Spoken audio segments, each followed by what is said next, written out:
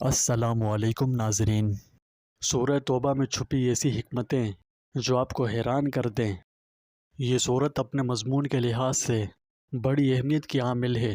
اس میں بڑی گہری حکمتیں پائی جاتی ہیں۔ اس سورت کے کئی سارے نام ہیں، جن میں سب سے مشہور دو نام ہیں، ایک توبہ اور دوم برات۔ توبہ اس لیے کہ اس میں مسلمانوں کی توبہ قبول ہونے کا بیان ہے، جبکہ برات اس لیے کہ اس میں کفار سے برات یعنی بیزاری یا قطع تعلقی کا ذکر ہے۔ اس سورت کی یہ خصوصیت یہ ہے کہ مصاحف قرآن میں سورت کے شروع میں بسم اللہ نہیں لکھی جاتی، اس کے سوا تمام قرآنی سورتوں کے شروع میں بسم اللہ لکھی جاتی ہے۔ اس کی وجہ معلوم کرنے سے پہلے یہ جان لینا چاہیے کہ قرآن مجید 23 سال کے عرصے میں بتدریج تھوڑا تھوڑا نازل ہوا ہے۔ ایک ہی سورت کی آیتیں مختلف اوقات میں نازل ہوتی رہی۔ حضرت جبرائیل امین جب وحی لے کر آتے تو ساتھ ہی بحکم الہی یہ بھی بتلاتے تھے کہ یہ آیت فلاں سورت میں فلاں آیت کے بعد رکھی جائے۔ چنانچہ اسی کے مطابق رسول کریم صلی اللہ علیہ وسلم کاتبین وحی کو ہدایت فرما کر لکھوا دیتے تھے۔ جب ایک سورت ختم ہو کر دوسری شروع ہوتی تو سورت شروع ہونے سے پہلے بسم اللہ الرحمن الرحیم نازل ہوتی تھی، جس سے یہ سمجھ لیا جاتا کہ پہلی سورت ختم ہو چکی، اب دوسری سورت شروع ہو رہی ہے۔ قرآن مجید کی تمام صورتوں میں سے ہی ہوا۔ سورہ توبہ نزول کے اعتبار سے بالکل آخری صورتوں میں سے ہے۔ اس کے شروع میں عام دستور کے مطابق نہ بسم اللہ نازل ہوئی اور نہ رسول کریم صلی اللہ علیہ وسلم نے کاتب وحی کو بسم اللہ لکھنے کی ہدایت فرمائی۔ اسی حال میں رسول کریم صلی اللہ علیہ وسلم کی وفات ہو گئی۔ حضرت عثمان غنی رضی اللہ تعالیٰ عنہ نے اپنے عہد خلافت میں جب قرآن مجید کو کتابی صورت میں ترتیب دیا تو سب صورتوں کے خلاف سورہ توبہ کے شروع میں بسم اللہ نہ تھی۔ اس لیے یہ شبہ ہو گیا کہ شاید یہ کوئی مستقل صورت نہ ہو بلکہ کسی دوسری صورت کا جز ہو۔ اب اس کی فکر ہوئی کہ اگر یہ کسی دوسری صورت کا جز ہو تو وہ کون سی صورت ہو سکتی ہے۔ بہرحال مضامین کے اعتبار سے سورہ انفال اس کے مناسب معلوم ہوئی، اور حضرت عثمان رضی اللہ عنہ سے ایک روایت میں یہ بھی منقول ہے کہ حضرت صلی اللہ علیہ وسلم کے زمانے میں ان دونوں صورتوں کو ملی ہوئی صورتیں کہا جاتا تھا، اس لیے سورہ انفال کے بعد اس کو رکھ دیا گیا۔ یہ احتیاط اس لیے کی گئی کہ دوسری صورت کا جز ہو تو اس کے ساتھ رہنا چاہیے، مگر احتمال یہ بھی تھا کہ علیحدہ مستقل صورت ہو، تو اس لیے لکھنے میں یہ طریقہ اختیار کیا گیا کہ سورہ انفال کے ختم پر سورہ توبہ کے شروع سے پہلے کچھ جگہ خالی چھوڑ دی گئی، جیسے عام صورتوں میں بسم اللہ کی جگہ ہوتی ہے۔ اس سے قرآن مجید کی صداقت اور اس کا مستند و معتبر ہونا معلوم ہوتا ہے کہ حضور اکرم صلی اللہ علیہ وسلم نے جس چیز کو جس طرح لکھایا، صحابہ نے اس کو اسی طرح باقی رکھا اور اپنی طرف سے کوئی کمی بیشی نہیں کی۔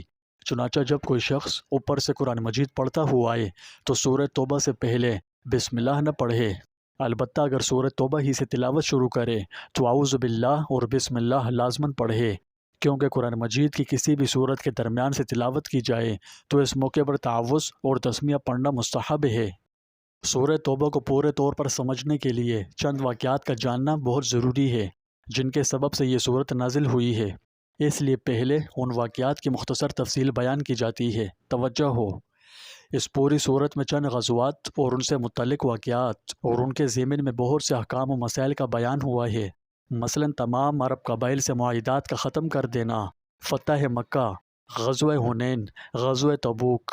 ان واقعات میں فتح مکہ سب سے پہلے 8 ہجری میں، پھر غزوہ حنین اسی سال میں، پھر غزوہ تبوک رجب 9 ہجری میں، پھر تمام قبائل عرب سے معاہدات ختم کرنے کا اعلان ذی الحجہ 9 ہجری میں ہوا۔ دوم، معاہدات ختم کر دینے کے متعلق جو مضامین ان آیت میں مذکور ہیں ان کا مختصر خلاصہ یہ ہے کہ 6 ہجری میں رسول اللہ صلی اللہ علیہ وسلم نے عمرہ کا قصد فرمایا اور قریش مکہ نے آپ کو مکہ میں داخل نہ ہونے دیا، اور مقام حدیبیہ میں ان سے صلح ہوئی۔ اس صلح کی میعاد کم و بیش 10 سال کی تھی۔ مکہ میں قریش کے علاوہ دوسرے چند قبائل بھی تھے۔ معاہدہ صلح کی ایک دفعہ یہ بھی رکھی گئی کہ قریش کے علاوہ دوسرے قبائل میں جس کا جی چاہے وہ قریش کا حلیف اور ساتھی بن جائے، اور جس کا جی چاہے وہ رسول اللہ صلی اللہ علیہ وسلم کا حلیف ہو کر آپ کے ساتھ ہو جائے۔ چنانچہ قبیلہ خزاعہ نے حضرت صلی اللہ علیہ وسلم کا خلیف بننا پسند کیا اور آپ کے ساتھ ہو گئے، اور قبیلہ بنو بکر نے قریش کے ساتھ ہونا اختیار کر لیا۔ اس معاہدے کی روح سے یہ لازمی تھا کہ 10 سال کے اندر نہ باہمی جنگ ہوگی، نہ کسی جنگ کرنے والے کو کسی کی جانب سے کوئی مدد دی جائے گی، اور جو قبیلہ کسی فریق کا حلیف ہے وہ بھی اسی کے حکم میں سمجھا جائے گا کہ اس پر حملہ کرنا یا حملہ آور کو مدد دینا معاہدے کی خلاف ورزی سمجھا جائے گا۔ یہ معاہدہ 6 ہجری میں ہوا، اور 7 ہجری میں معاہدے کے مطابق رسول کریم صلی اللہ علیہ وسلم صحابہ کرام کے ہمراہ فوت شدہ عمرے کی غزا کرنے کے لیے مکہ معظمہ تشریف لے گئے، اور 3 روز قیام کر کے حسب وعدہ واپس تشریف لے آئے۔ اس وقت تک کسی فریق کی طرف سے معاہدے صلح کی کوئی خلاف ورزی نہ تھی۔ اس کے 5 سے 6 ماہ گزرے تھے کہ قبیلے بنی بکر نے قبیلے خزاعہ پر رات کے وقت چھاپا مارا، اور قریش نے بھی یہ سمجھ کر کہ رسول اللہ صلی اللہ علیہ وسلم بہت دور ہیں اور رات کا وقت ہے، آپ تک واقعے کی تفصیلات پہنچنا مشکل ہے، اس حملے میں بنی بکر کو ہتھیاروں اور اپنے جوانوں سے امداد فراہم کی۔